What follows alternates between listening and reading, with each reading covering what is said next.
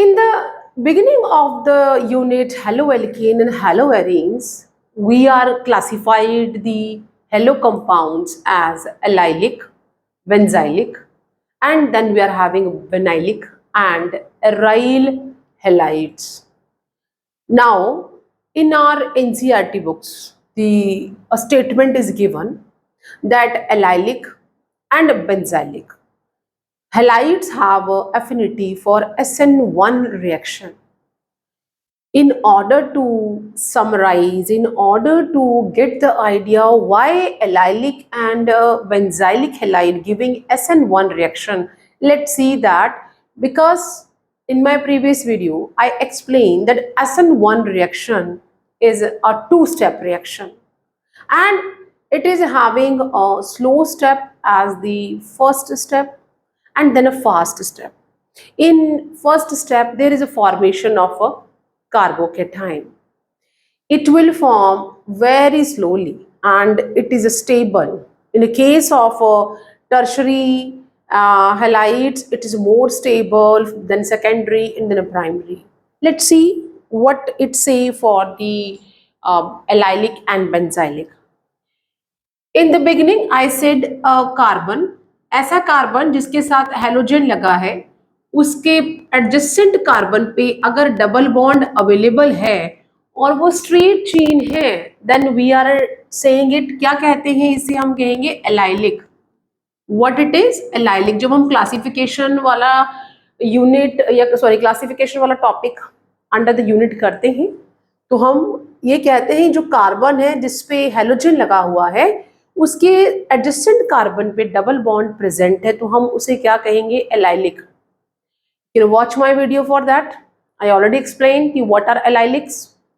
Then in order to justify its valency, carbon 4 valency और tetravalent है तो हमने इस तरह से बैलेंस कर दिया. ये जो कार्बन है 1 2 3 यहाँ पे एक हाइड्रोजन लगा दिया, इस कार्बन पे 1 2 और मतलब कि 2 हाइड्रोजन यहाँ पे. This what is allylic halide. ये क्या है? एलाइलिक हैलाइड है. अब एलाइलिक हैलाइड क्या देता है? SN1 रिएक्शन देता है.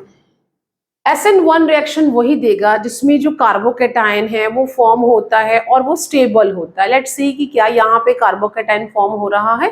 We know that this bond is polar in nature. ये बॉन्ड कैसा है? पोलार नेचर है. And this is due to the heterolytic fission, this halide will attain a partial negative charge and this carbon will attain a partial positive charge. यहाँ पे क्या होगा? Polar bond है, heterolytic fission हो गया है, heterolytic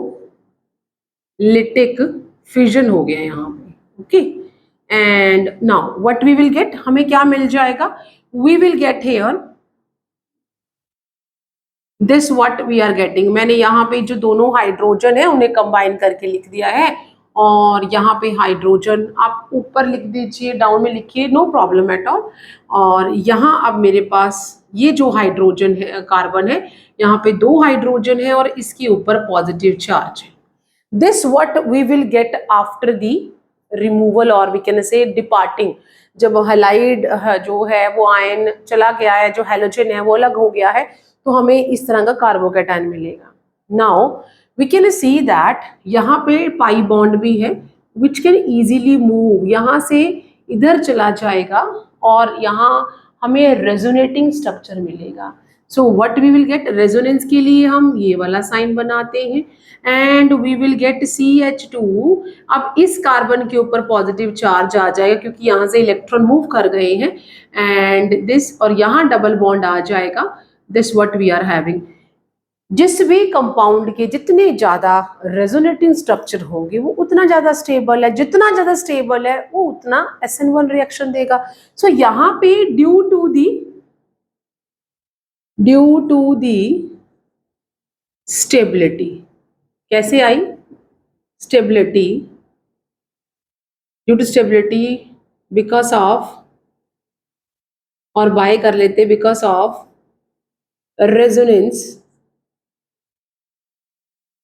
the carbocation is more stable, और जितना ज़्यादा stable, hence proceed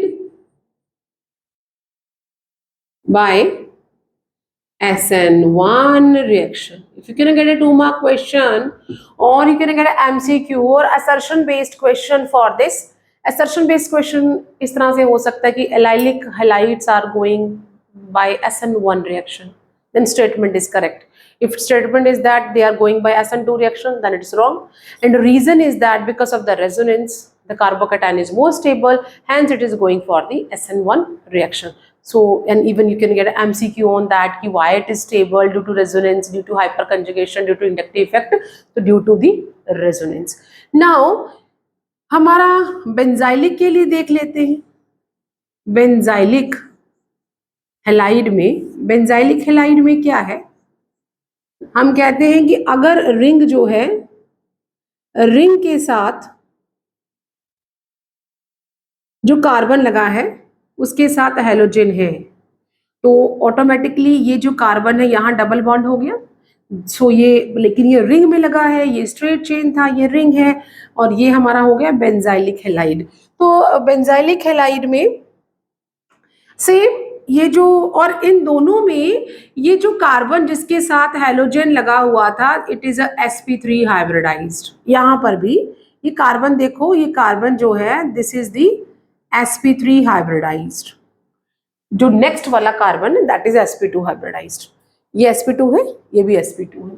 अब क्या है, क्योंकि एज आई सेड की बॉन्ड पोलर है, तो यहाँ से भी ये हेटेरोलिटिक फिजन हो जाएगा. And what we will get, मैंने रेजोनेटिंग स्ट्रक्चर नहीं, अभी साइन नहीं बनाया है, हमें क्या मिल जाएगा, we will get like this.